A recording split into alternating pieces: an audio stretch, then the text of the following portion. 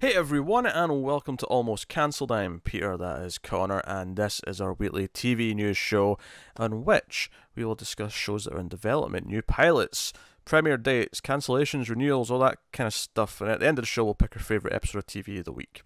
We won't review anything here because we review stuff all the time as its own show elsewhere.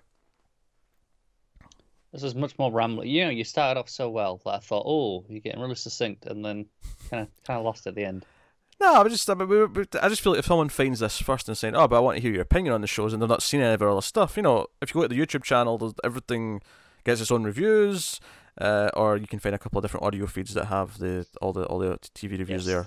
There's no reviews on this audio feed. No, if you listen to the audio feed, no. But there's a Netflix review audio feed, and then there's an Almost Cancelled TV audio feed. And then the DC shows have their own podcast called Television from the Multiverse. So that was a weird kind of tangent into plugging things, but it was more just because, you know, just in case this is the first thing you get from us, then there's a little bit of... Here's where you can go find the thoughts on the actual shows. This is more about news and ramblings and speculation and all that kind of weird stuff. Gets a little bit rambly. Speak for yourself. I am. Be keeping this succinct, professional, and to the point. Just like that intro. For the duration, starting right now. So, we will start off this week with a brief mention that Castlevania has been renewed for Season 3 at Netflix already. That's cool. Yeah. Which is funny, because it kind of goes under the radar, because they launched it the same day as Sabrina, so it didn't get as much of the advertising, but... Well, it means that clearly they're happy enough with its performance anyway, right? It means they're happy enough with it relative to how much it cost and relative to... I would say it means it probably had decent retention from season to season, because it had a pretty good launch last year. You know, they put a bit of promotion into it at the time. So I imagine most of the audience stayed on. Yeah. Plus, I wonder what the retention like is, say, in Japan as opposed to other places. I feel like Netflix Japan probably really pumps that one out and says, "Hey, Castlevania's back." I would have assumed so. Yeah. So yes, and then also renewed this week was Strange Angel, which was a CBS All Access show, which apparently ended its first season in August, and we completely missed it because I was like, "Wait, that's aired already?" What was this one? This was the one. This is the drama about the rocketry pioneer and occultist Jack Parsons. I remember talking about it in the news before it launched. We missed that? Yeah, we missed it. We completely missed it. It's been and gone. Yeah. Oh well. I guess that shows you that in my mind, CBS All Access is just it's Star Trek. It's a Star Trek network, yeah. So everything else is almost irrelevant. But they're bringing Twilight Zone, so soon it'll be Twilight Zone as well. We ain't missing Twilight Zone. I'll tell you that right now. Next up, we got our first look at Henry Cavill as The Witcher. We did. And it has divided the internet. It's I mean, I don't think it looks terrible, but the wig is a bit in the obvious side. But that's something that could be fixed potentially. Yeah, I think it's worth noting that this reveal was essentially a makeup test, right? Yes. So this could get refined. Yeah, I do think it's weird though that if it's a makeup test, you would think they'd put out the finished one they think is the success, right? Okay, this is the one we're going with because this is the one that looks good. So so either they thought this was the one they were going with until they saw the reaction and maybe went, maybe we'll tweak it. I think most of it's fine. Like I said, the wig just looks a little bit weird. It might be fine once it's in motion. Once you've got whatever color correction filters, everything that's on the show, it might look fine. It feels a bit cosplay right now. It does. It's a bit cosplay, and being that I'm used to Witcher 3, seeing him without the beard's also kind of weird. But in the books, he never had a beard. He's a younger man here. Yeah, he never had the beard in the books. Well, you say that. I mean, some people have beards from as soon as they're adults. And well, yeah, and I'd say relatively. I mean, younger, he's still like 90 odd, but younger compared to where he was in Witcher 3. Yes. What I'm saying is, though, beards don't necessarily come with age. They just no, they don't. But but entertainment loves to use it as a marker of, you want to make someone look younger. Just, all right, he hasn't got a beard yet. Aye. So we can move on. But it looks okay. So here's something that just popped up today. A new bit of casting for the Elseworlds crossover. More? There's more? And this one's interesting. Oh, for God's sake, what is it? So Bob Fraser has been cast. I'm going to say the alias name, and I want to see if you get who it is, because I don't know if you'll remember what this person's name is. He's been cast as Roger Hayden. I've definitely heard the name, but I Yeah, couldn't but you place can't quite place it. You're like, who is it. that? That is Psycho Pirate. Ah, okay. So I saw some set photos last week, which I will not spoil, but I assumed we were going to an Elseworld where there was an evil version of a character. I am not convinced of that anymore now that Psycho Pirate's involved. Now that Psycho Pirate's involved, it might be the real character just being controlled because. So we've got Psycho Pirate. Yes. We've got Superman and Lois. Yes. We've got a Monitor. Yes. What the hell? I love this. We have another couple that we won't say because they were set photos. Yeah. But these have been, officially announced. Yes. Sort of, so. Fraser's character is reportedly scheduled to appear in the Flash and Supergirl episodes. I think Arrow's first, so that'll be the last two. Here's an interesting part. He is an inmate of Arkham Asylum, where Jeremy Davies' Dr. John Deegan works. So he's coming from Arkham. That makes sense. It does, but I just think it's cool. It's like, oh, we actually have an inmate who's going to either break out or influence events, or it's exciting. So here's the thing with Psycho Pirate and why we're kind of excited. Psycho Pirate's Medusa mask gives him the ability to manipulate people's emotions, and over the decades he has become a linchpin of some of DC's biggest comic book events. Psycho Pirate played a major role in Crisis on Infinite Earths, which, given what we've been teasing in The Flash for a long time, I wouldn't be surprised if this is... Like I say, they're calling this Elseworlds. I think they're regretting using the Crisis title last year. Yeah, because they use it this year. Because we got Psycho Pirate, we got a Monitor. Do you know what I think, though? I feel like... No, just call every crossover a Crisis now. Just do it. No, just do it. Just call this one Crisis on Infinite Earths. Call next year's Infinite Crisis. Call the one after that Crisis something or other. All I'm saying is... you just need the red skies now, and it's a Crisis, 100%. Hey, that official image of the Monitor has some red-looking sky around them. But that's it's one of those reveal poster images where they could be anything. I'm placing my bets. There's going to be a red sky. Oh my God, I hope there's a red sky. There's going to be a red sky. So Psycho Pirate's cool. So he's really dangerous because he can manipulate anyone into doing things. Hence why, if we thought there was evil versions of villains in the crossover based on set photos, now I'm thinking, oh, it might just be the actual heroes who are being manipulated by Psycho Pirate. He's often rather unhinged. Yes, he's a very crazy character. So this is exciting. This is a cool villain for them to pull, and makes the crossover feel big. If the Monitor wasn't enough to make it feel big already, but I am tentatively excited. Do you know what? Psycho Pirate's in this weird rung of the hierarchy where he feels like he should be an A-list villain, but for some reason he's kind of underappreciated and has been in the B-list territory. No, that's the way it is. He has a few key stories of, okay, that's a big deal for Psycho Pirate, right? That's a huge usage. But then he kind of falls away for years at a time where no one touches him. Yeah, but arguably they should do that with all the villains. Arguably a lot of the other ones just overused too much. That's a fair criticism. So can't argue with it, except Kite Man. Except Kite Man, because hell yeah. So that's cool. Speaking of casting in DC shows, that's just a quicker one, but worth mentioning, they're casting more characters for Stargirl. Angelica Washington's been cast. They're keeping mum as to who she's playing, but Jeff Johns did say, we're withholding the character she's playing for now, but it'll be one familiar to DC Comics fans. Okay. So I'm not familiar with the actress, so I couldn't tell you what she looked like and make any guesses. No.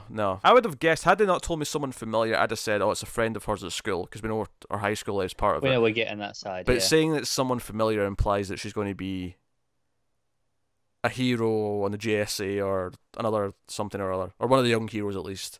So it could be anyone, really. Could be. There's too much to pull from. Yeah. But moving on, so here's some more casting stuff. Naomi Watts is going to star in the Game of Thrones prequel pilot that Jane Goldman's doing for HBO. They're keeping it again under wraps as to who her character is, but they did say she's playing a charismatic socialite hiding a dark secret. Yeah, and we actually got a title for this show, I believe. Did we? I didn't see this. Yeah, it's called The Long Night. Oh, okay. I got a bit of casting here. We got Josh Whitehouse has also been added to the cast and a secret role. We got a description here, although I think we had this description before, but I'll say it again because it's only vague memories of this. Taking place thousands of years before the events of Game of Thrones, Goldman's project chronicles the world's descent from the golden age of heroes into its darkest hour. And the only one thing is for sure. From the horrifying secrets of the Westeros history to the true origin of the White Walkers, the mysteries of the East to the Starks of legend, it is not the story that we think we know. Yeah, we've definitely had that before. The Long Night, I don't believe it's official, but it's it's kind of come out this week, and that's the expected title. That actually tells us a lot. If you're into the lore, it tells us a lot about placing it. I know you don't care that much, but I don't. The Long Night is the event where the White Walkers originally came, like 8,000 years or whatever it is before Game of Thrones, and it is more linked to the main series than I would have maybe expected for them to do with this prequel in terms of thematic. It's the White Walkers, it's the founding of the Night's Watch, the building of the Wall, Azor Ahai, which is the hero prophesies to be reborn to save them in the current show, lived during that time period. So it's all these things that link it. So it may be more prequely than maybe you'd first expect. Potentially. Despite the fact that it's thousands of years, it feels like it may be more prequely than you'd maybe thought. Potentially, yeah. We'll get okay, here's the building of the wall. Here's, all these things. Falling into these traps. Potentially. I mean, there's ways to obviously have those moments and not feel like that. But it is possible that it will. Yeah. At least we've got a competent writer on board, at least. So, No, Jane Gilman's good. I mean, I don't like Game of Thrones, so I don't really have a stake in this in any real way. I will say, if they're going to call it The Long Night, I hope they don't call it Game of Thrones, colon The Long Night, because that's really clunky. I agree. Just call it Long Night. I don't think TV shows should have colons in their name, ever. It's fine for movies, but I feel like TV shows, it's weird. Yeah, there are exceptions that I'll allow, like if you're an anthology show. Okay, sure, but that's when each season's a different name. Yeah. As opposed to... I'm talking about a whole show shouldn't have a different name. That's fair. I think... That... This isn't a colon, but it's kind of the same thing as I hate the title Fear the Walking Dead. I hate that title with a passion. The show's pretty crappy, but... It's that, desire and need to have the name association. To have that brand there. Honestly, I think they can get away with just a Long Night. I think Game of Thrones is a big enough institution that they don't need to. They'll just go, hey, it's the Game of Thrones show. You're coming. You don't care what we call it. Yeah, so there you go. So Naomi Watts is a big get, though. She's good. Yeah, She's good. Definitely. So that's good. Moving on. More casting. Rendlesham, if you remember this one. Not by name. You remember the description, I'm sure you will. But Lawrence Fishburne's been cast in it as the lead, and also he's going to executive produce. This is the Sony-backed 11th Hour Films. They're making a series. It's inspired by events that took place on a US airbase near the British village of Rendlesham, where in 1980 there was suspected UFO activity. UFO enthusiasts have dubbed it Britain's Roswell. I do remember this, and I do like Lawrence Fishburne a lot. So here's the thing. It sounds like it's going to be set present day. Actually, it may have flashbacks, of course. It may have two timelines, but from the description, it sounds like Fishburne will be in present day in terms of his character. So Fishburne will play Tyrone, a retired American airman who was stationed at the US base during the Cold War with his wife Carol and son Brock. Tyrone returns to the area to visit Carol's dying father and is forced to face events that have haunted him his whole life. So it sounds like we might get two timelines going. Yeah, we could see a younger version. Yeah, to have a different actor playing the young version of him, and I'm just laughing because he used to go by Larry Fishburne. If you watch Nightmare on Elm Street Part 3, he's credited as Larry Fishburne, and it was this weird. He's got a brother, like a twin brother, I didn't know about, and that's why it's Larry. But no, it's him. It's just him. He just used to go by Larry as a stage name. And then he grew up. Yeah. I'm assuming Lawrence is the real name and Larry was a stage name, and he went to his real name. I mean, I assume Larry's just short for Lawrence. Is it? Probably. They're close enough that I can buy it. All right. I mean, there's some shortened versions of names that I don't understand to this day. So sure. No, exactly. That's at least I can kind of go. All right, if you tell me that's the case, I can see it. Okay. All right. That's fair. All right. Moving on. So we're out of the new shows, which means you're going to interject with some Doctor Who news that I didn't get.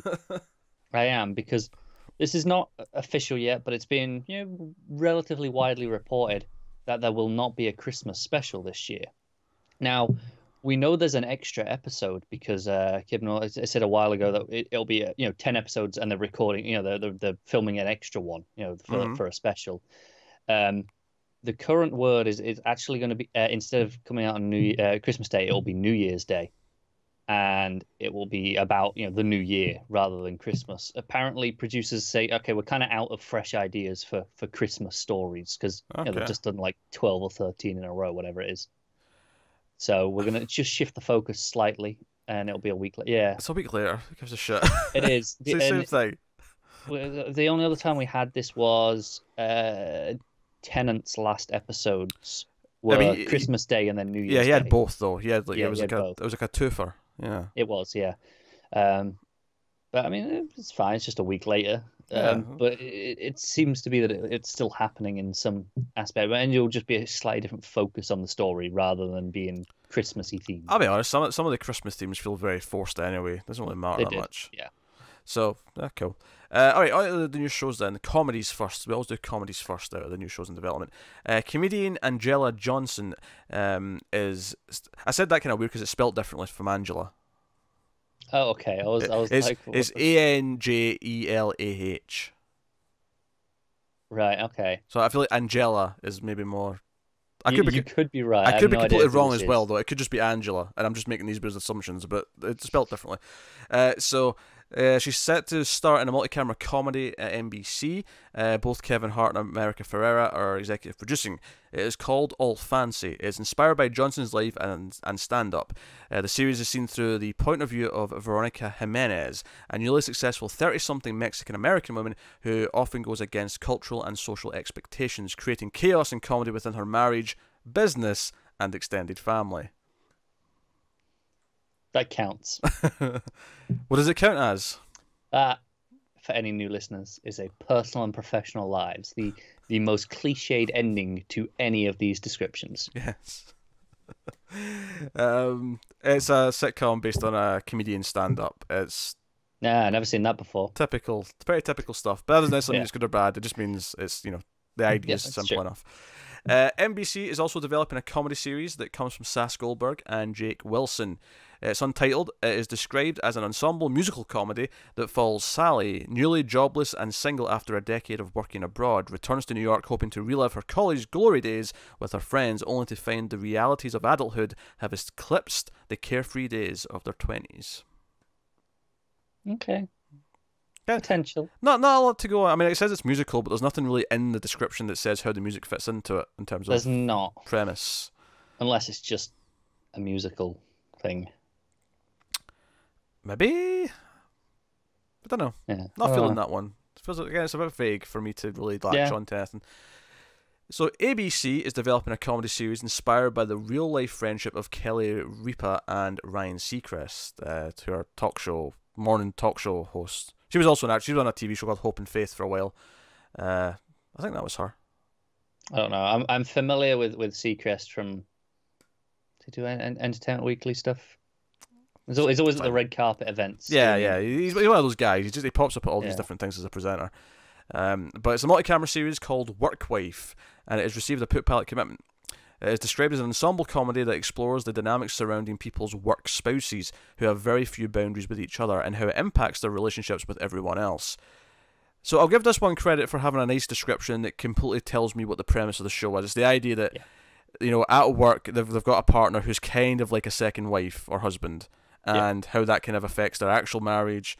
But it resisted the temptation to actually get really specific, to turn it into professional and personal lives, which I liked. They did that and made me know exactly what they're on about, and on a lesser description, that is personal and professional lives. Yes. And I wouldn't blame them, because it's right there, it's baked in. Yeah, it's baked out of the premise. And in this one, I'd probably let it away with it in this one, because this one, the entire point is the idea of how you have like your actual wife, and you have the work wife, which is a different, and how do those affect each other? That's the premise of the show. But they still avoided it, so I'm giving them credit. So kudos. Yes. What network was this on? As ABC. Yeah. Good for you, ABC. Yes. Good for you. So next up, also at ABC, Leslie Odom Jr. is set to star and executive produce in a family comedy that has received a pilot commitment. It comes from Kerry Washington, writer Saladin K. Patterson, who worked on The Last OG and The Big Bang Theory. But obviously not the creator or anything like that. So who knows? This could have been a poor writer who was like trapped by... What's his name? Yeah, Chuck just Lorre. gonna pay the bills. Chuck Lorre. Yeah. This is him finally getting a chance to write something. But it's an entitled project. It is inspired by the experiences of a real life couple, Pastor Therese Roberts and Pastor Sarah Jakes Roberts. Leslie and Hope are joint pastors of a young, hip, diverse church in Los Angeles. Through their services, online streams, and books, they are experts at uniting people across different races, genders, orientations, and opinions. But when it comes to uniting the people in their blended family, they are away out of their comfort zone, and as a result, the teachers often find themselves the pupils. That was a very long, roundabout way of saying professional and personal lives. It was, but that was kind of the gist of the whole thing. I'm out. I'm good. I don't want to see that one. Young hip church in LA. No, that's not for me. I mean, if they told me it had the attitude of Father Ted, I might be more into it. But well, that's different now. Come on. I would never call that young and hip. Dougal was pretty young and hip. A little bit too radical for the church. Speed 3 is a classic of modern television. Thank you very much. Shall we have another Mass Father? Such a good episode. If you've not seen Father Ted, look up Father Ted. If you like the IT Crowd, it's the same creator, which is also a great show, of course. But Father Ted's worth checking out. And if you've not seen the IT Crowd, check out look the that IT up Crowd. and watch that too, because it's great. Very good humour. So next up, ABC still. They're given a pilot commitment to a single camera comedy starring and co-written and executive produced by New Girl alumna Hannah Simone. Do you know, I watched like 4 seasons of New Girl and I cannot remember the character's name. I know who she is. I can see her face in my head, but I don't know the actress's name. Well, that's Hannah Simone. She's the one who's not thingy. Cece? Cece. Which just makes me think of the Deuce now. Yeah, no, I think it's Cece. It does, yeah. No, I think you're right. I think it's Cece. But so I know who it is. I can hear her voice even in my head. Yeah. I just didn't know the actress name, but as soon as I've seen a picture, it's like, okay, I know who she is. Yeah. So she's this is her baby now because she's starring, producing, writing. She's done everything. Just a bit of everything. Yeah. She's directing next. It's inspired by her non-traditional Indian family. And it's developed at ABC Studios, which is producing the Untitled Project. There's a lot of untitled ones this week. All these comedies don't have titles yet. Slacking is what they are. The slacking, yeah.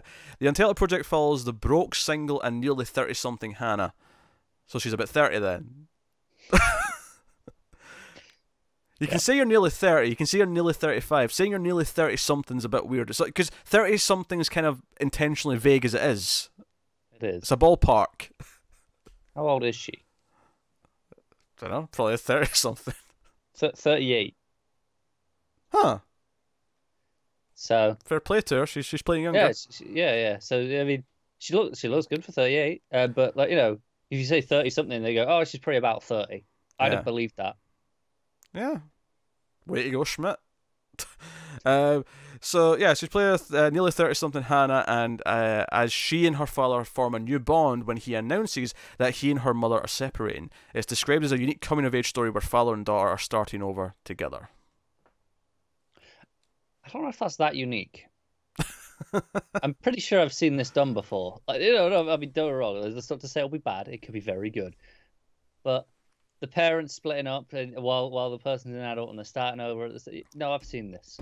I'm sure I have. Yeah. Okay. It could still be good. I'll check it out, but unique sound, a bit ambitious. Sure. Still at ABC. Another untitled show. Jesus Christ. ABC, name your shows. Name your damn shows. So this is a comedy series written, executive produced, and starring. There's another one, but it's just one person doing everything. Robin Thede, who worked on The Rundown called The Rundown with Robin Thede. So I'm assuming there was a TV presenter as well for that one in particular. But it's executive produced by Kay Karen, who worked on Pitch Perfect, and Doug Robinson, who worked on The Goldbergs. So written by Thede, the project is inspired by her childhood growing up dirt poor in a trailer park. The show will explore how a difficult upbringing shaped Robin Sanders, a famous and successful financial advisor. So I got confused there because there wasn't a space between successful and financial, and I was like, Jesus, that's a big word. Why am I supposed to say that? You panicked. I panicked. I was like, oh, I was just missing a space. Successful financial advisor. And how, yeah,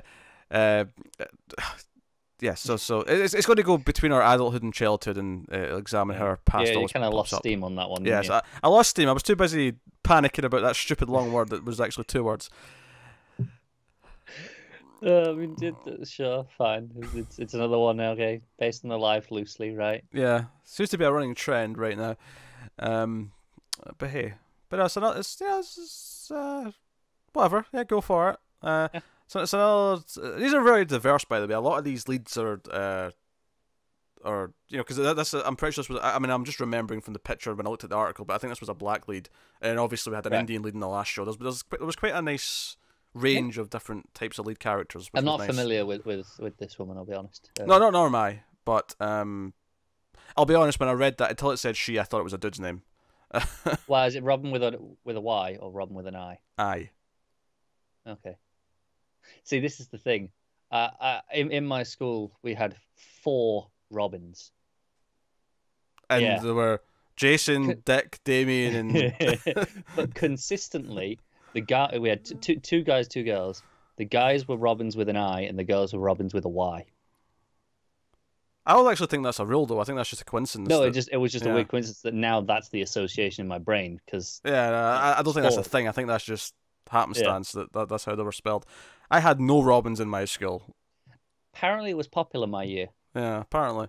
A lot of Kevins, though. Kevin was a popular name, apparently, the year I was born. We had a good few Kevins. Yeah, a lot of Kevins. Yeah, we had like 3 or 4 of those as well.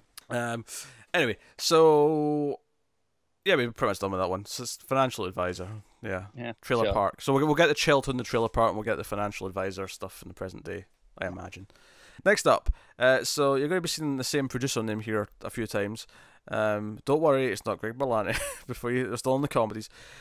So Nick Stoller has got a bunch of pilots ordered at various places, or at least pilot commitments for the scripts. One at ABC is a multi-camera show. It's called Common Areas.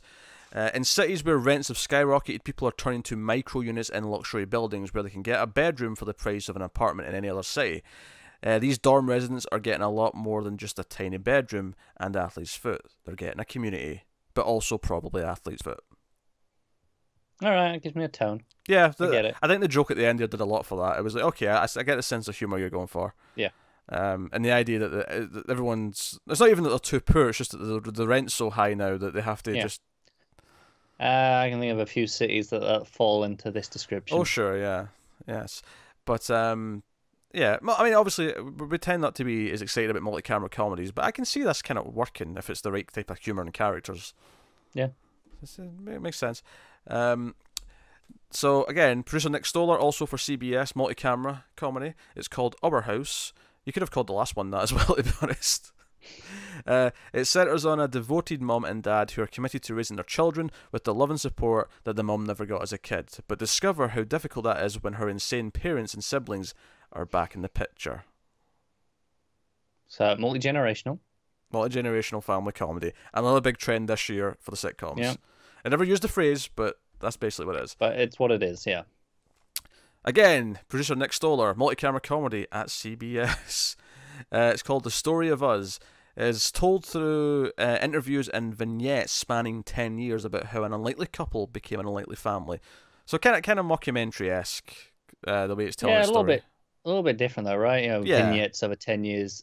I appreciate that. It's got a hook, right? Okay, that's giving me something to go on outside of the comedic tone. So it's got a style. I would hope this one has more planned. Yeah. Just so that they've got a sense of what they can tease for later, because they'll have references to things that won't be answered till later and things. You know, I can see them doing a lot of things like that. It could also very easily fall into the How I Met Your Mother trap of like, okay, this is going to go for 10 years. How do we drag this premise out? Potentially.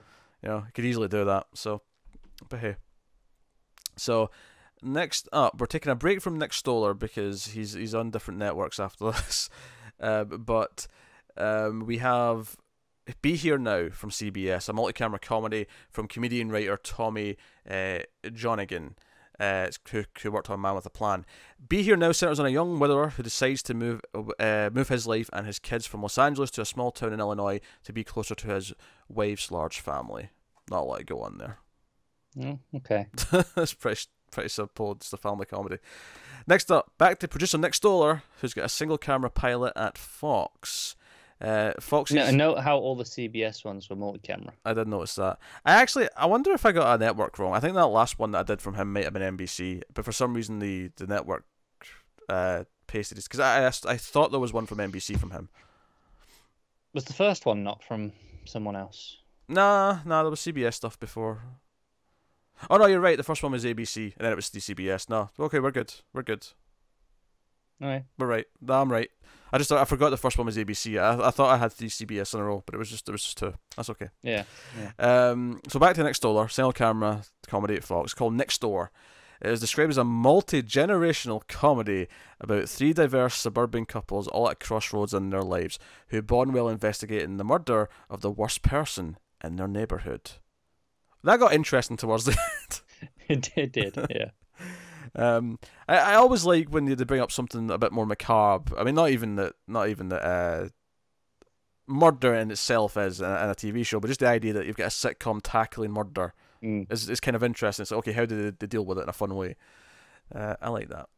So, apparently this is a week where ex-New Girl stars are getting new work because we have another New Girl actor got a new project.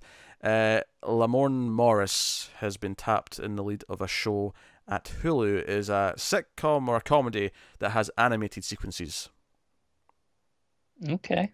Woke is inspired by the life and art of cartoonist Keith Knight.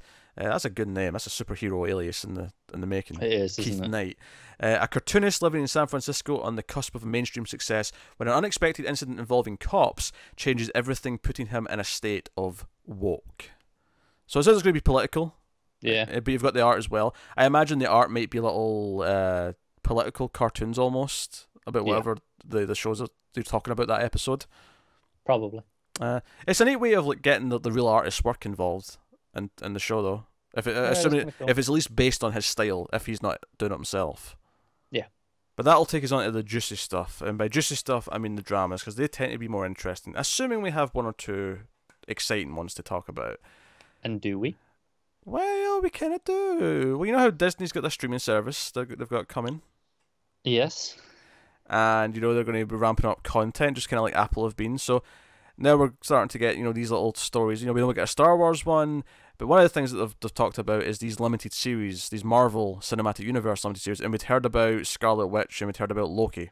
With the actors involved. We have a third one.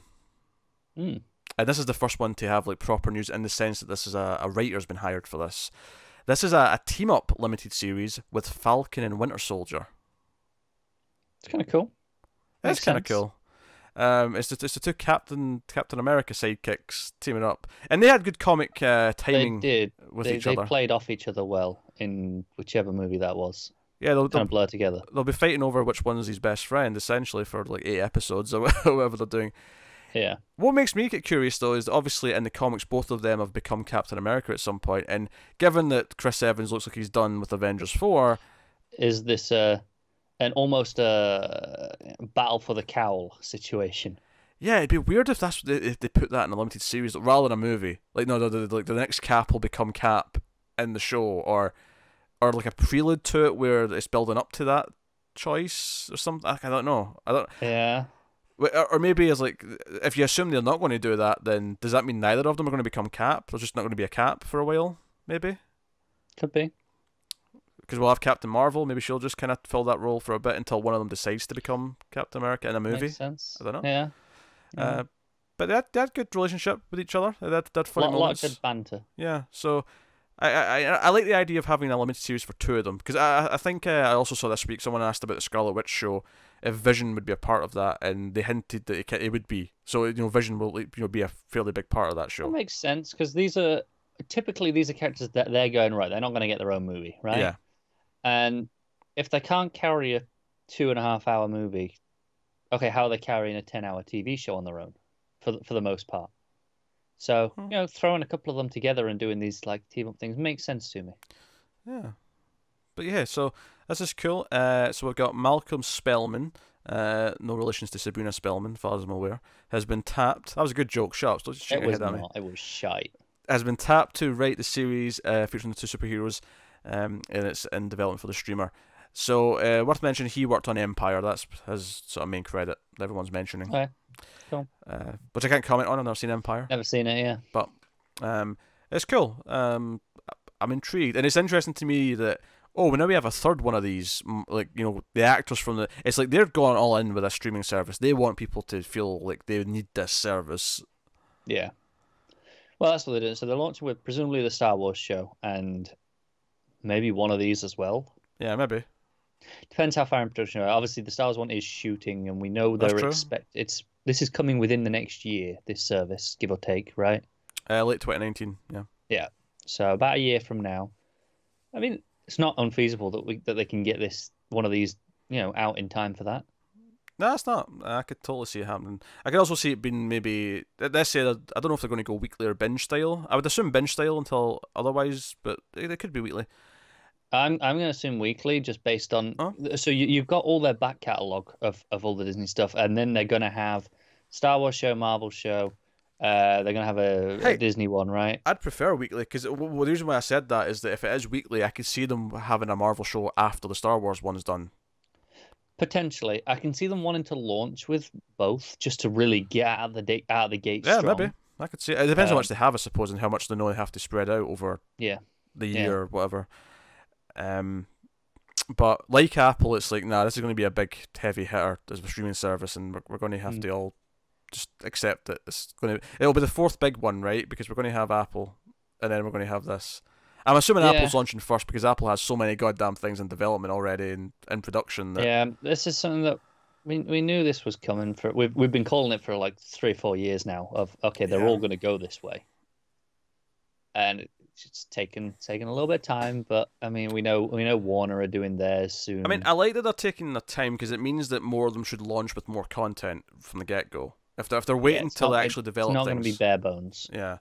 And I think Netflix got away with it being just one or two things at this first because they were a service that people associated for just getting other movies and stuff anyway, and they were on their own. They were kind of the first in the fight. Yeah, they're kind of the pioneers of the field. Whereas if a streaming service launches with one show now, and I know DC kind of did, but that's kind of a weird niche kind of specific thing. It is, yeah. But if a big service that's meant to be this global thing that's competing with Netflix, because DC is not meant to compete with Netflix. DC is meant to be a niche thing that you have in addition to Netflix, whereas Apple and Disney want to compete with Netflix. And they do. Can you compete with Netflix if you launch with like 2 new shows at the start of your streaming service? No, probably not. I mean, it helps for Disney. This doesn't apply to Apple. For Disney, it helps that they're going to have their back catalogue. Well, it's notable though that Apple have a lot of things in development. They have announced so much. That's why I think Apple need to go so far on that, because Disney have their catalog and they have name recognition of these shows. They can do 2 or 3 of these and be like, right, they know people are coming for Star Wars. They know people are coming for Marvel. They know people are coming for a Disney show, right? I'm just thinking. So Disney's got Star Wars. Amazon's got Lord of the Rings. I'm trying to think of what the big franchise that Apple can grab and be like, we're the ones who've got that as the TV show now. Yeah, you can't do Star Trek because that's CBS. Yeah, All Access. What's the next big thing? It won't be a DC thing. That's obviously spoken for at Warner. Obviously, yeah. And DC Universe, obviously. But what's the next big? What would be the next big, huge thing? Can't have Harry Potter. That's Warner as well. Yeah. I can totally see us getting a Harry Potter TV show at some point, though, on that Warner service. Sure, I'm sure you'll make me watch it. But not immediately, but I can see it down the line. Like, once they've done these 5 Fantastic Beasts films, it's like, well, maybe a TV show. Joe, I think the temptation is that, can we just have a show about kids around the school and actually go back to a new group of kids, and the plot will be whatever they think of. It's kind of really obvious, right? There's a temptation to do that. I'm sure there is. Yeah. So I'm just trying to think about the next big thing, because it has to be something that's not already tied to one of the big studios that would have. Yeah, which limits you a lot. It does. It really does. But I'm sure there's something. Yeah, there has to be. Well, I suppose this is where you start grabbing things like, I know Netflix have got the Judge Dredd one in production, but like that's where you start grabbing things like your Dark Horse and IDW comic properties and say, right, or the Valiant universe, let's try and do that. Yeah. Not that they're as big though, because I'm trying to think of the announcement they can make that would shake everyone. Like, I don't know, they team with.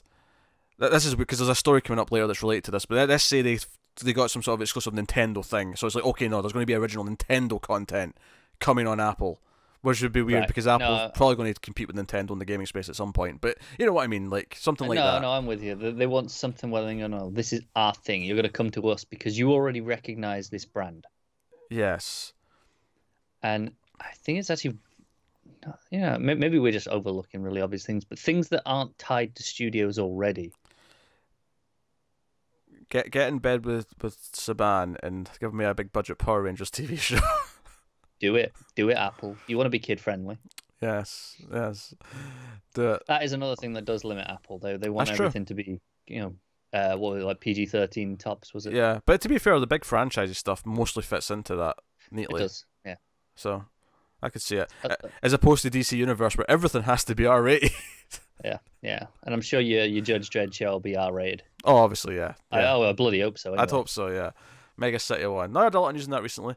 Actually, speaking on that, just before we go into the next story, I didn't put this in because it wasn't really news per se, but there was Britt Marling was speaking about the OA season 2. Obviously, we're all thinking, where is it? Because season 1 was like December 2016, and she actually put an Instagram post out saying that they're finished shooting the whole thing. We knew that from earlier in the year, but they're doing all the mixing stuff right now, and it's taken a long time because she said that they've kind of made it as in the way they've shot it and the way they're producing it is like one big movie as opposed to like individual episodes. So she said it's taking a long time. We'll see it at some point. But the official word right now is that they expect it in 2019. I would assume earlier rather than later though, because so they're already mixing. So I would hope so. So I would imagine early to spring kind of time. It's been a long time. I'm gonna need that Netflix 5-minute recap. Yes. I might find a good one on YouTube that's maybe like 15 minutes just to really get the plot points in. Just do you know to its credit? Yes. I feel like I remember a lot from that quite distinctly. Oh sure. I can't give you character names, but I could give you a lot of big plot beats. I could too, and that was almost 2 years ago now, and I find it's a lot rarer with TV that I can do that 2 years after and be that clear in my mind. I'm looking forward to it. The OA is like just such this specific art house thing that some people will hate, but it's so unfiltered. It's one person's artistic vision. The climax of the last episode. If you're not into that show and you're not into art house things, you're gonna hate the hell out of that. Yeah, but we didn't hate it. We kind of loved it. We did, yeah. Yes. So I just wanted to mention that since I noticed that cool. the other day. So next up, and I mentioned something there a second ago, but Nintendo are in talks to develop a Legend of Zelda TV show with Castlevania producer Adi Shankar, according to The Wrap. He was alluding to it on Instagram, and apparently we're expecting an announcement on November 16th of what this is, but all the buzz is saying Legend of Zelda. Yeah, this dude is the video games to TV producer, because I know he was also tapped on the we haven't heard anything about it in a long time, so it might be dead, but originally there was the Assassin's Creed animated series that was going to be happening. Okay, right. And he was tapped to work on that. That was official word from Ubisoft at the time, so that was a real thing at some point. And this Zelda one's been in rumblings for years now. Yeah, it's a Netflix rumbling, right? Yeah. I'm down for it. If true, I mean, we'll presumably have more to talk about in a couple of weeks. Yeah. So we won't talk too much about it, I guess. Nah, I mean, I've never played a Zelda game, so I have zero attachment to this. I know what Link looks like. Yeah. I am aware of the Triforce as a thing. Yeah. I am aware of the villain named Ganon. Part of the Triforce. Which makes me want a Ganon steak. Okay. That was a joke because gammon steak. I know, I got it. I'll explain that. I didn't want to give you the satisfaction. All right. Okay. So yes. So yeah, well, yeah, we'll leave it there. But potentially a big deal. We'll get some proper details. Potentially a big deal when it gets there. So here's something come out of nowhere this week. Showtime has ordered a new installment of Penny Dreadful. Yeah, was the original, was that Showtime as well? Yeah, it was Showtime. Yeah, they had 2 seasons, 3 seasons. I want to say. I watched it. I watched some of season 1 and had high production values. And obviously I liked that it was dealing with it was like their version of Frankenstein and Dracula. Yeah. Episode 2, I remember the Frankenstein episode was a really good episode, and then it just kind of meandered, and I don't remember if I finished the season. I think I might have fell away a couple of episodes before the end of the season, which is not a good sign. That was that kind of dull. And obviously they had Josh Hart, and they had Eva Green, they had Timothy Dalton. I had a cast, Yeah, this is one of those, I never watched it. The only reason I asked if it was Showtime is I saw a few articles talk about how they've revived it. They've rescued it. No, it was Showtime. There was some weird wording that implied that they got it from somewhere else. People who finished the show can tell me, but I think when it ended, when it cancelled, I think I remember people being pissed of having a cliffhanger. And this is not like a continuation direct. This is not like season 4 or whatever of Penny Dreadful. No. This is Penny Dreadful City of Angels : in there. However, if they keep going with this as an idea, because this could be a 1-season thing potentially, I'm not sure, but it's set in 1938 Los Angeles, a time and place deeply infused with Mexican-American folklore and social tension, rooted in the conflict between characters connected to the deity Santa Muerte, or Muerte, if I say it properly, Muerte. Like, I give it my best shot, right? You can go, give it in peace. I mean, it's not the first time you've butchered a name. Shut up. And others ally with the devil. The new series will explore a mix of supernatural and the reality of the time period. So, Penny Dreadful creator, writer, and executive producer John Logan is coming back to do all the same roles. Like, he's going to be here doing all. It's going to start production in 2019. It's worth mentioning none of the cast members from the original show are involved as of yet. No, it makes sense. And I don't hate the idea of this kind of being an anthology now, almost, where they have one and done stories for a season, and each one will take place in a different location, different time period. Yeah, it makes sense to me. Different, mythos and different monsters and whatever. Like I said, I never watched any of Penny Dreadful, but I really like the sound of this. I mean, I like the sound of the first version of the show as well, and it just was a bit too dull. No, that's true. But this description kind of grabbed me when I saw it, a couple of days ago. It felt like it was spinning its wheels and then kind of ultimately was going nowhere. After a reasonable start. So maybe for you, it's a little bit of a shame that it's the same creatives at the top. Probably, yeah. I'm not actually saying that I'm opposed to trying it, because if this is a fresh start, we could try this and give it a look. We could, yeah. When it starts. Yeah. But yeah, so that's Penny Dreadful City of Angels. There's a reference to be made there, but I'm going to leave it just now. Oh, for God's sake, that means you got another one planned. I actually don't. I want more of a challenge. That's not like you. Next up, you mentioned Ubisoft earlier. That was foreshadowing. Oh, was it? Because Ubisoft are working on a script for a Child of Light live-action TV show.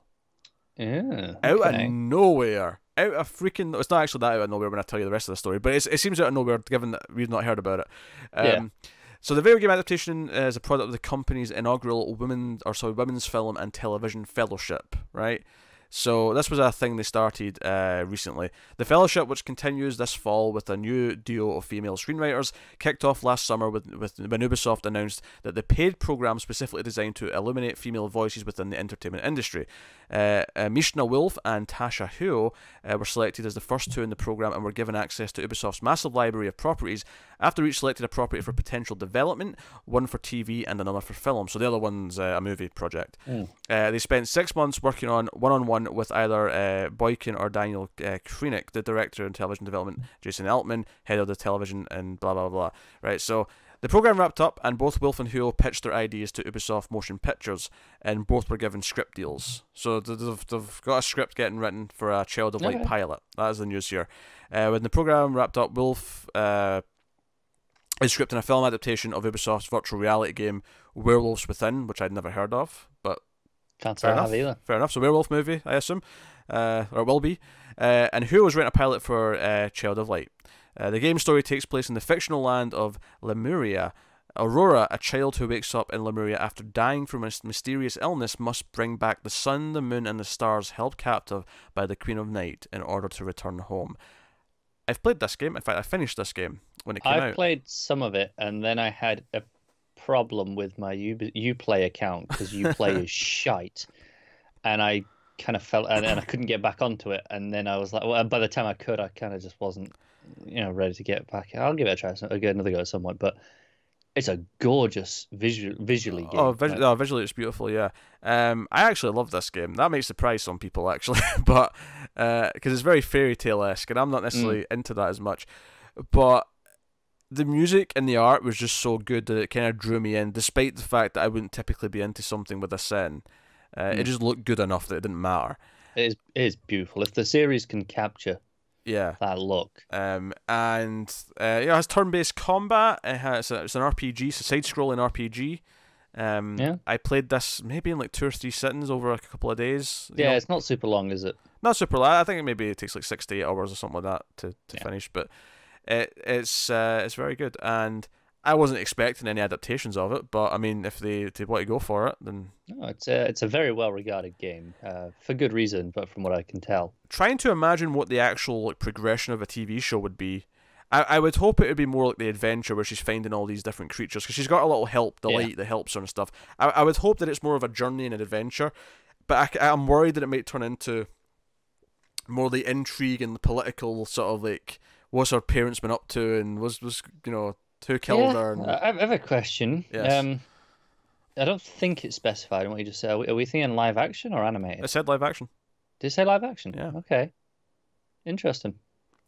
So I'm hoping it's more of an adventure, because that's what it felt like to me. It was like an adventure in this mystical world. Yeah. Oh, I'm down. And she has companion, because it's a party system, so you get other characters who help you. So, there's a group baked in. Yeah. So I'd hope she meets these characters, one by one, and they form a little band, a little troupe. Yeah. So that was an interesting one. I was like, oh, I like that game. Maybe it could become something. All right, so moving on, FX has given a 9-episode order to a limited series called Mrs. America. It'll star Cate Blanchett in her first role on US TV. It comes from Emmy-winning writer Davy Waller, who worked on Mad Men. So this is Mrs. America is the true story of the movement to ratify the Equal Rights Amendment and the unexpected backlash led by conservative woman Phyllis Schlafly, I'll say. It's a weird name. And that's played by Blanchett. She's playing the conservative. Through the eyes of the women of the era, both Schlafly and the second-wave feminists, the series explores how one of the toughest battlegrounds and culture wars of the 1970s helped give rise to the moral majority and forever shifted our political landscape. So, sounds like it's going to be a very focused 9-episode limited series, probably with her doing a bit of a tour de force acting performance, probably. I imagine. It's usually what these are now. And it sounds like it. Potential in there. Yeah. Don't know if it necessarily speaks to me specifically, but it's not like grabbing me. It's like, oh, I need to see this. But I mean, it's one of those where it's the limited series vehicle for well-known actor or actress. I kind of know what to expect in my mind. I think my fear with a lot of them is that sometimes they're intentionally really slow because they want the actor just to be the showcase. Like their performance is just there to be shown in every painstaking detail.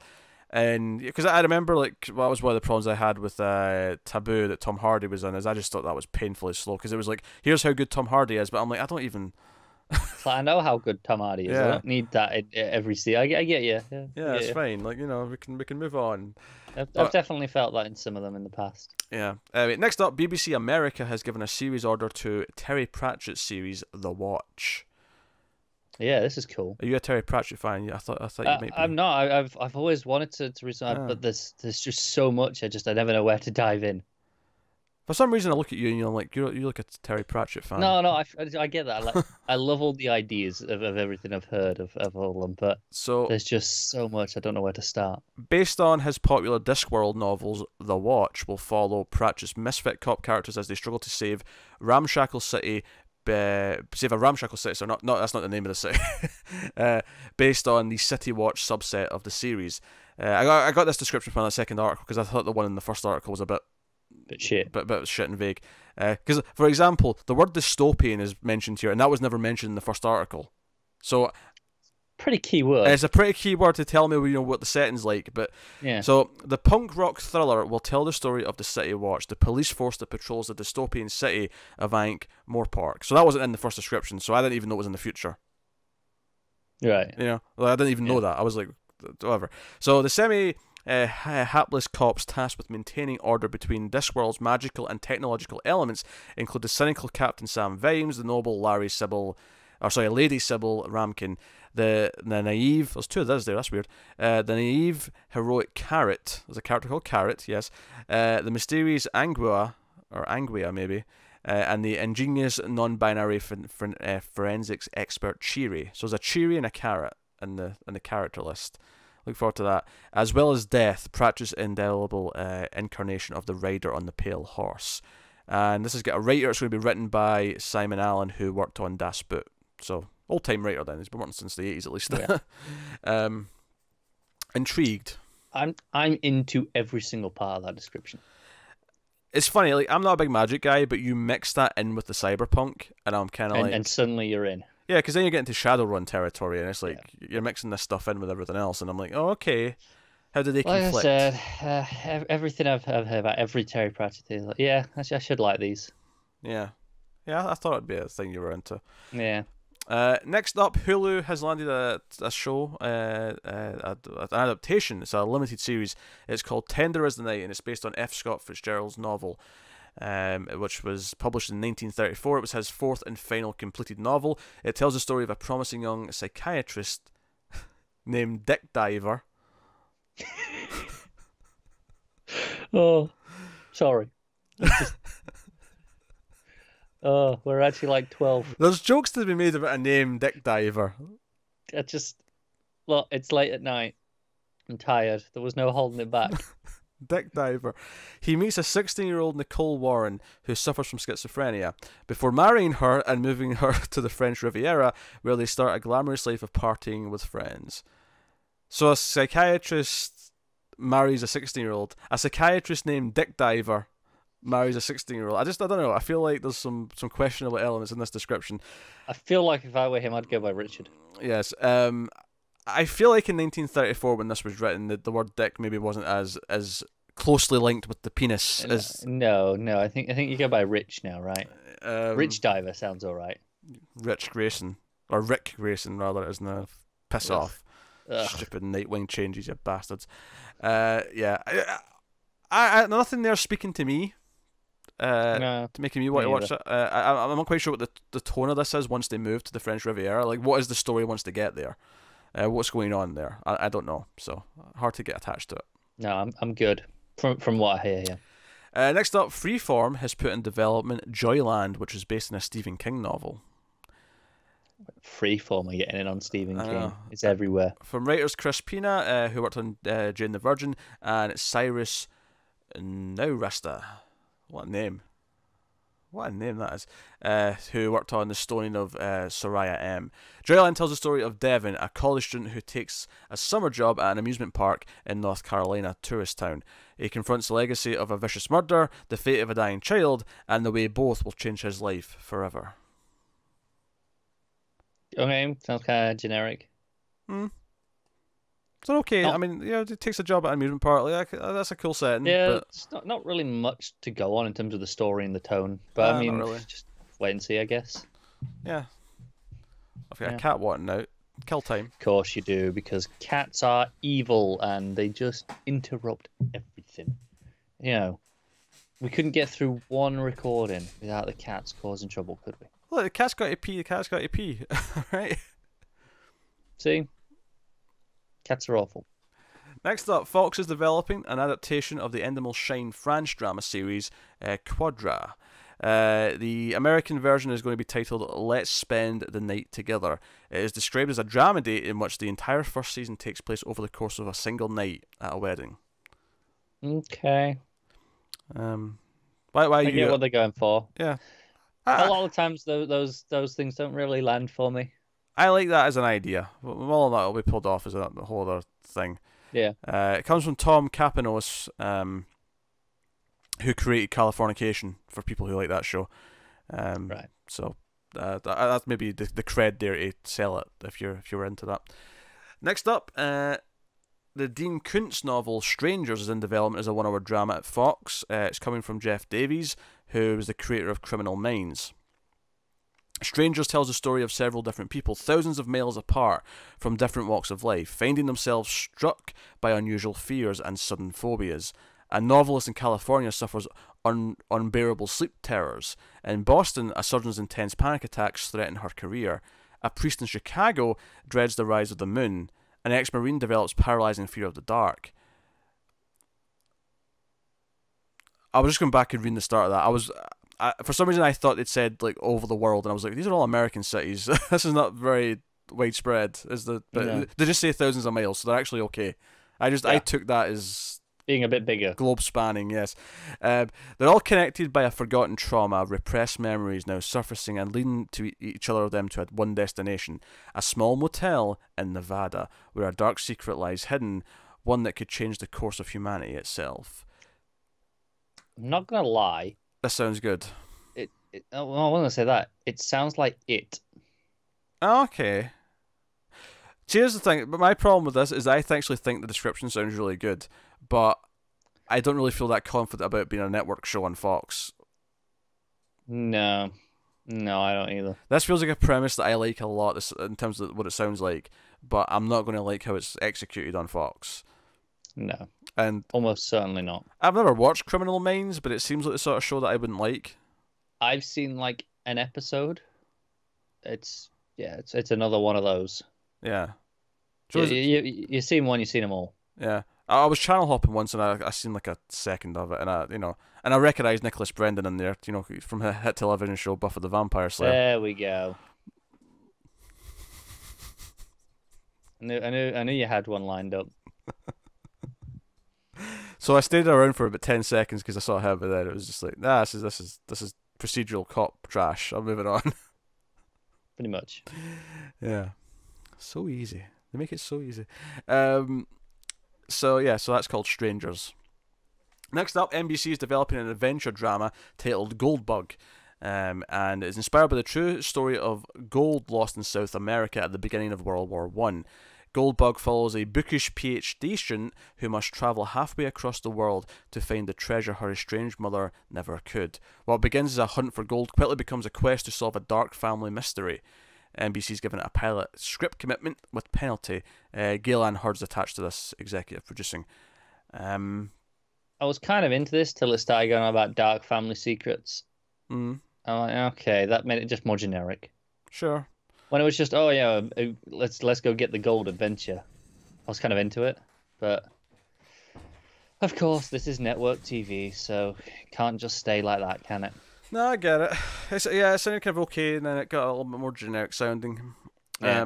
Joe, I'll say, I feel like bookish is one of those words that I only ever read or hear from one of these descriptions. I never hear anyone use the word bookish to describe someone in real life. Or even in a movie. No. Like, I never hear it as part of dialogue. No, you only ever see it written. Like, you get it in like a book. You might describe a character in a book. Like, oh, yeah, they're a bookish person. Yeah, but you don't say it. That's not something people say. No, it's not. It's just one of those Well, words. we've both just said it, so. Oh yeah, but only because we're talking about it from the. It's the same with it. Not that this is only said in these descriptions, but I feel like I could have counted on my hand the number of times the word matriarch or patriarch had been said, like around me my entire life, and then reading these descriptions, the words matriarch and patriarch are brought up all the time. Yeah. It's just buzzwords. Yeah, for whatever reason. They're buzzwords. So NBC's put in development an LAPD police drama from writer Kevin O'Hare. It's untitled. In fact, in the description it says the Untitled Kevin O'Hare Project. Okay.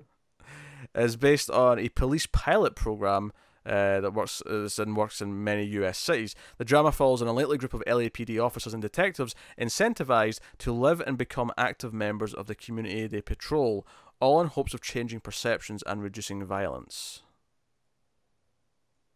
Okay, I don't really watch this.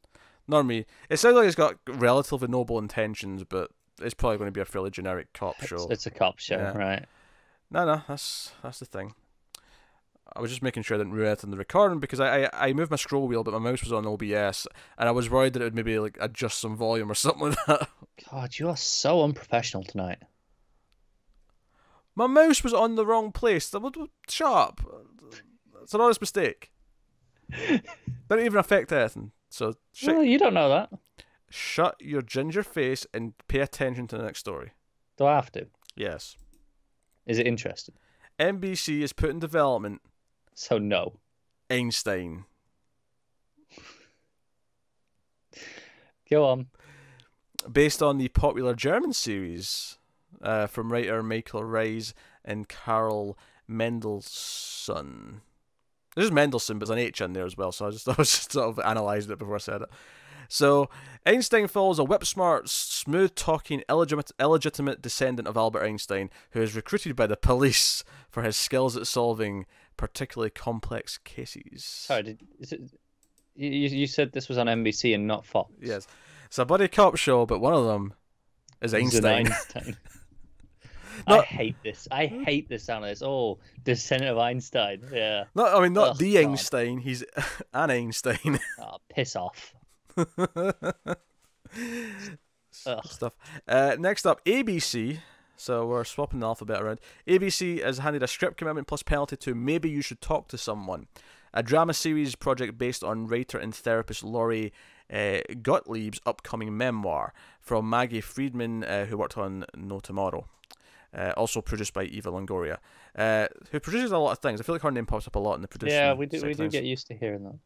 Maybe You Should Talk to Someone is described as an addictive character drama. Don't tell me it's addictive. Don't you tell me it's addictive. I'll make up my mind on that.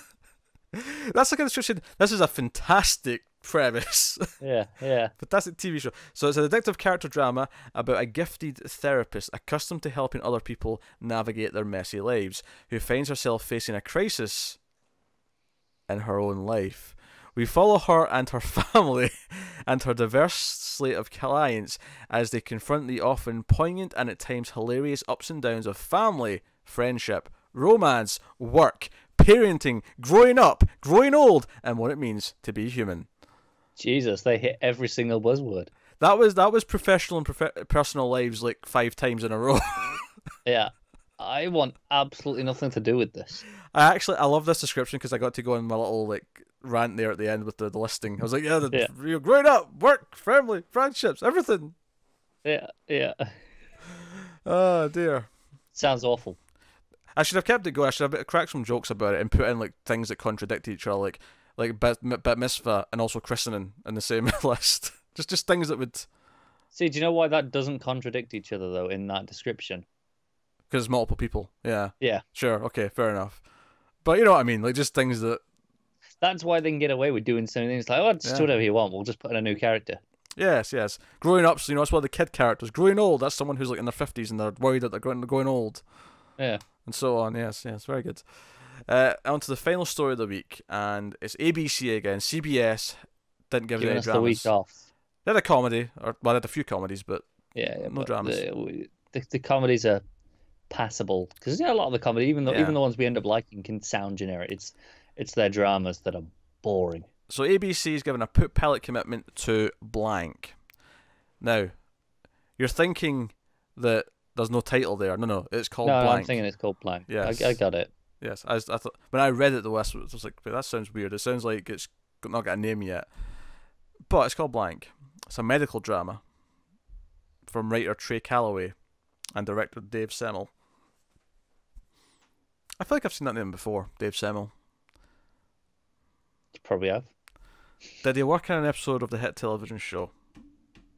I don't know. Why don't you Google his name and find out? I'm going to find out. You actually are. Right? I'm going to find out. I want to know if that's where I know his name from. I want to know. Unbelievable. I'm just having a look. Dave Semmel. His name's not even popping up on IMDb. It's a good start. So that's a good start. Dave Semmel. No, I spelt it right. What? He doesn't exist.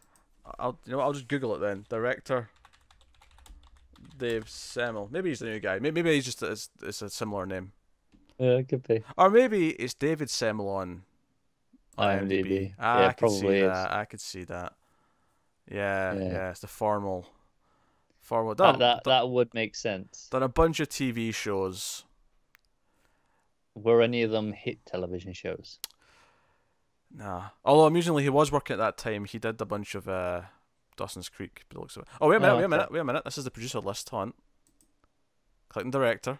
He's got more director credits. Okay, this is possible. Not ruled out yet. Not ruled out yet. Would you look at that? He directed 4 episodes of the hit television show Buffy the Vampire Slayer. God, damn it. Yeah.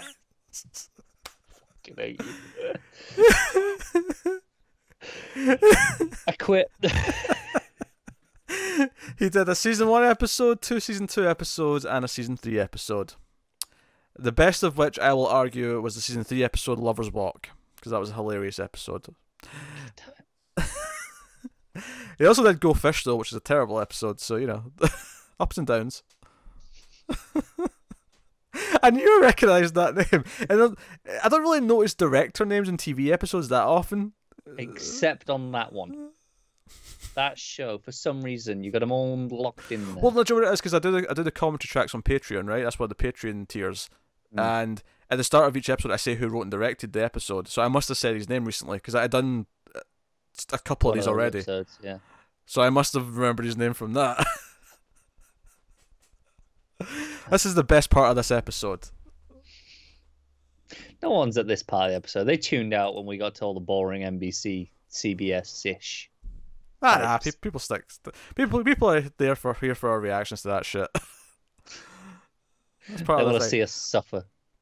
So the rest of this will be boring by comparison, but yes, Dave Semmel, the important director who's worked on some very important things. Although he's worked on like literally dozens and dozens of TV shows. So I mean, yeah. Anyway, so putting his name there kind of means nothing. Blank is a one-hour medical procedural about a successful but egotistical surgeon who suffers a traumatic brain injury that changes his personality and erases his memory, but leaves his surgical skills fully intact. Oh, isn't that convenient? From asshole to good soul. He shocks and confuses. Did I actually say that? I thought that was it's censored. He's got the 2 little stars for the S's, but it says from asshole to good soul, he shocks and confuses his colleagues and family with a new POV, unburdened by the past and uniquely present in his patients' lives. So it's kind of Doctor Strange, but instead of magic powers, he just kind of becomes a better person. Yeah, I mean, ugh. I just hate everything about that. But we have to try the pilot because Dave Semmel's directed it. You can try it if you want, but I am under no obligation to try something just because someone once worked on a hit television show. Okay, I don't really care. the discovery and checking only to find out it was true and that my stab in the dark was right was all I wanted from this, and that's okay. All right, that is the news for the week then. That is this week's TV news. So by all means, let us know what you thought of the new stuff. But we do pick our favourite episode of TV of the week. That is what we do now after the news. We had an episode of The Deuce, of course. We had all of the DC TV shows on this week. Titans, Supergirl, Arrow, Legends of Tomorrow, Flash, and Black Lightning. So we can pick from those. And, of course, we did start Sabrina last Friday.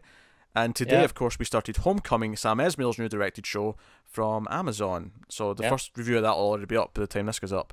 We had a Doctor Who as well. Don't you mention that one? Weaker episode of Doctor Who, though. That's not really in the running this week. No, it was fun, but it's not the same as last week's. Yeah. It's not on that level. It's just not. It could arguably even be the weakest of the season. I could see an argument for that. It's that or the second one. I feel like those two are kind of fighting for weakest for me. But yeah, neither of them are bad, but I'm with you. They're probably the weaker ones. Yeah, 3 being the best one by far. But... Oh yeah, like no competition. Yeah. So Deuce was fantastic as always. In fact, Deuce had some pretty shocking elements this week that were really well handled. I'm probably going to give it to Deuce. Yeah, I can't argue with that. But Supergirl was an impressive and ballsy choice. It was, and I really liked that episode too. I mean, it got the best episode for when we did television. The Multiverse. Yeah. It was the best of the DC shows. Because here's the debate, right? What wins out of this argument? Forgetting what the shows are, right? When something is consistently like this ultra high quality premium show, and something's generally just this fun kind of like B movie level thing, but if the B level thing tries something special, and even if it doesn't nail it completely, but it has the balls to try something new and different, and it kind of gets a lot of it right, even though technically the overall quality of the prestigious thing still might be better, do you applaud the attempt to be different for the other show? I think I applaud it in as much as I give it the recognition and give it a mention that it was worthy of being mentioned. But ultimately, I feel like I'm giving it just because it tried, but it wasn't actually as good as the Deuce. That's kind of undermining the value of the award. I'm just bringing up the debate. I feel like that's the conversation here. No, I get why it's worthy of a mention and being acknowledged that it was a great episode and it did try something new, but ultimately the Deuce was still better. Yeah, I'll agree with that line of thinking. But obviously, I mean, the Flash, because Irish was right. Screw what Connor said in the show. You don't even believe that. You're just trying to agitate me. I don't, but I mean, I wasn't annoyed by her choice in the show as much as you were, but I just think it's funny. I want to turn this into a team thing. You know, team Iris, team Nora. This is the worst part. I'm not even on Team Nora. I'm just not on Team Iris. Oh dear. Anyway, yeah, this I think the pick for both of us. So we have the finale for that coming this week. So that'll be the last one for a while, of course, for a year or so. Yeah, looking forward to it. And of course, we'll have another week of television from the multiverse with DC shows. Although a couple of them are taking the week off. Black Lightning and Flash are off for the election day, so you can kind of grateful. Yeah, it gives us a later week. But we'll be doing more Sabrina, more Homecoming throughout the week. More Castlevania too. And some more Castlevania as well, spattered throughout. So plenty to do TV-wise, plenty to keep us busy. And if you're a fan of our movie content and you're wondering where the hell is 121 in Flux, we promise it's coming. We've both watched the movie for the next episode. It's just the schedule's been busy and hectic, and we're realigning things after the hellish October. It's coming. It's back. Yeah, October was a weird month. Yes, October was a very weird month. So it is on its way. If you're a fan of the Star Trek stuff, the next movie's already up on Patreon. It'll be up for everyone else during the week. But there'll not be one for Patreon this week, though. So there'll be a week in between episodes. Regardless if you're on Patreon, if you're watching the YouTube versions, you'll be missing a week in between 2 and 3. Watch this one. Yes, Wrath of Khan's the next one that's going up. Yeah, so look forward to that. So just to keep you up to date on things that are sort of lagging behind a little bit due to schedules. Yeah, another thing we should mention is we launched 1080-bit this past week. Was that after the last episode? Yeah, definitely. That was only a few days ago on the public. Was it? Yeah, because Patreon gets it 3 days early, so yeah, my memory is just a bit skewed. Yeah. But 1080-bit, our monthly gaming podcast. We do it once a month. It's kind of like this, but for gaming news, and we talk about what we've been playing and just general gaming conversations and discussions. Obviously, once a month, so considerable length. It was long, but it was like you say, it's once a month. So yeah. So so check it out if you're into video games. Obviously, you can get that on the YouTube channel, or there's now a dedicated 1080-bit audio podcast feed, which you can get in iTunes or your podcast app of choice. I think I put it on Spotify as well, so you get all your options. So everywhere, basically. Pretty much. I mean, I tried to get HBO to put it on their thing, but they wouldn't have it. One day. We'll be stealing his procedure. And I'm just joking. HBO don't actually have a podcast thing. I'm just. Not yet. They don't. No, yeah, don't. They should put our videos on though. This should be late night, like HBO after the movie. Put our thing on broadcast afterwards. I don't see why not. I'll take the money, HBO. Gladly, yeah. Give me the money. Yeah. We'll sell out. It would probably give us so much exposure it'd be worth doing for free, to be honest. But we don't work for exposure. Depends who's exposing who, but I mean, that was a joke because HBO has a lot of nudity. That was a joke. Yeah, I'll explain it because no one gets what I mean. But yeah, so yeah, check out 1080-bit. It was a good discussion. I'm happy to have a gaming thing. I don't think there's enough news in a week, or we have enough time to play games in a week to do it every week, which is why I think a monthly show is kind of perfect for that particular genre of discussion. So no. So have a look. But that is us. So we didn't have a trailer talk last week, so we should have one this week. Although I'm regretting the decision to take the week off before we had 2 streaming shows to do, and then have to do a trailer talk when we do have 2 streaming shows to do. I'm regretting that decision somewhere along the line. But hey, we should still be able to get one done. And movie news will be on this week again, as per usual. So yeah, you can look forward to those. But that is us. So yeah, thank you very much for watching or listening. We always appreciate it. Get us on the Twitters at mailed_fuzz. Head over to patreon.com/mailfuzztv for some bonuses. We do of course have the exclusive bi-monthly almost cancelled extra. It's bi-monthly because it alternates with the movie version, which is 121 extra, and that's like a monthly discussion show on a topic. So it'll be a TV topic for almost cancelled, or a movie topic for the 121. That's at the $1 tier. I think there's 5 total episodes between the 2 of them now, which you can get at the $1 tier. Plus you get some stuff early, as we mentioned, 1080-bit and a few other things. So there's some stuff there worth having a look if you want to go and have a look-see. But that is us. So thank you once again for watching or listening. We always appreciate it. Keep watching TV, guys. Have you got any vanilla?